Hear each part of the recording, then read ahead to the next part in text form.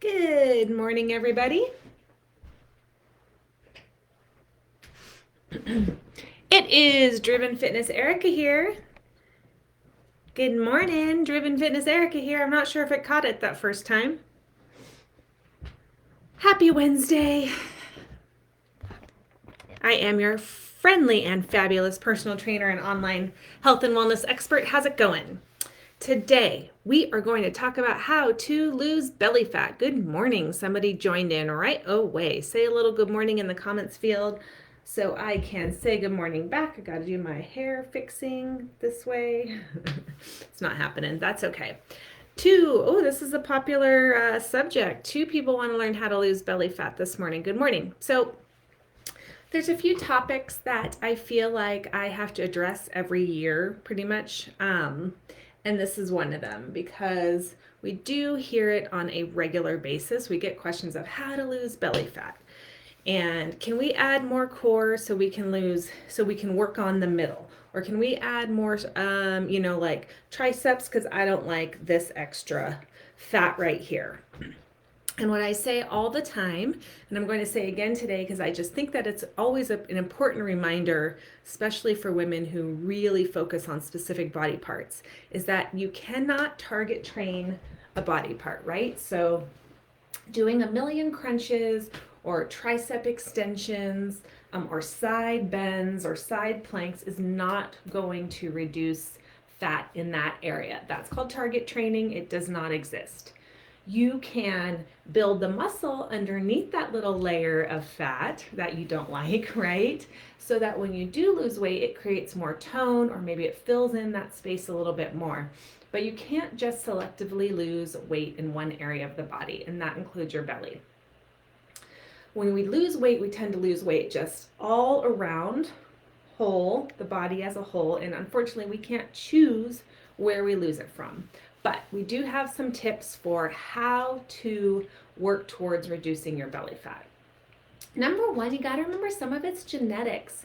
Some of us gain weight around our hips and thighs, particularly women. I'm talking about hips and thighs. Some of us have like rock solid legs and we tend to gain or lose weight around our middles anyway, right? It's like an apple versus a pear shape. So just keep in mind that you need to give yourself a little bit of grace and realize that some of it is genetics and we can't do a lot about that. But what can we do? So to lose belly fat and to lose all body fat, you gotta be in a general calorie deficit. Good morning, whoever else joined me. You got Linda and some other people. You gotta be in an overall calorie deficit to lose body fat anywhere. How do you do that? Number one, you can do it by your diet, right? Eating less than you burn.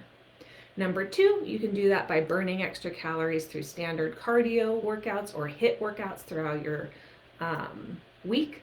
You can do it through any kind of cardio, any kind of workout where you burn calories, right? You just need to be burning more calories than you're eating, and that will create your deficit, which will then help you reduce your body fat. The third is by making sure that you are doing heavy strength training workouts, working and building big muscle groups. Number one, and number two, all your muscle groups, right? Because muscle burns more calories than fat. So you do want to be doing that weight training for those areas, maybe your triceps, maybe your glutes, right? But it's not to lose belly fat. It's not to lose fat in those areas. It is to create muscle, which burns more calories than fat, which will help lead to your overall calorie deficit, which will then help you lose fat, okay? So that's number one. To lose fat in general, including belly fat, you gotta be in an overall calorie deficit. Number two, stress. Stress promotes the production of cortisol, which is our stress hormone. And especially for women over that 35-40 range, we got a lot of crap going on in our lives, right? You got kids usually are dealing with husbands or wives. You've got other family obligations. You have scheduling for work. You got stuff going on with the house, right? A lot of times we are overscheduled socially. It's all creating stress. We are usually not sleeping enough. 9 people out of 10 are not sleeping enough, or they're not getting good quality sleep. That's also a version of stress that also produces cortisol. cortisol promotes belly fat storage, all right? So second way to reduce belly fat is to decrease your stress in your life so that you decrease and control your cortisol levels. And remember, the body doesn't know how to differentiate between different stresses in life. It doesn't know whether you are running for your life and it needs to protect itself, so it's releasing all these stress hormones, or if you're just have this like everyday low grade stress, which is what most of us are dealing with these days, it still responds in the same way. So second way to reduce belly fat is to reduce your stress, so you reduce your cortisol levels. The third thing to remember, especially if you are women going through that perimenopause, menopause journey, which is usually 35 or so plus, can be up to 10 years, even a little bit more, is that your hormones are changing.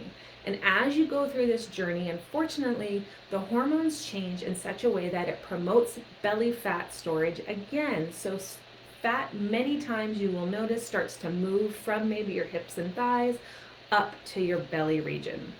That's a hormone issue. You got to go to your doctor, right? That's not a personal trainer issue. I can't help you with that very well.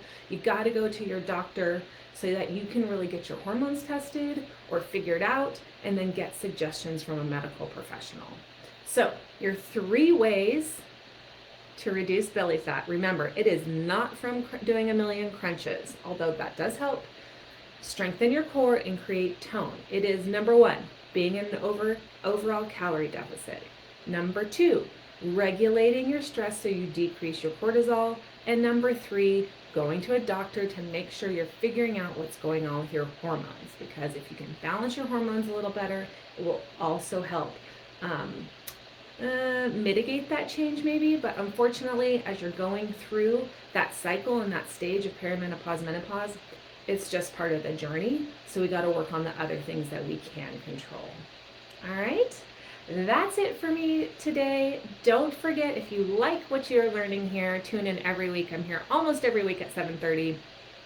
And please share this on your own page because maybe some other ladies in your life can also get some value from it.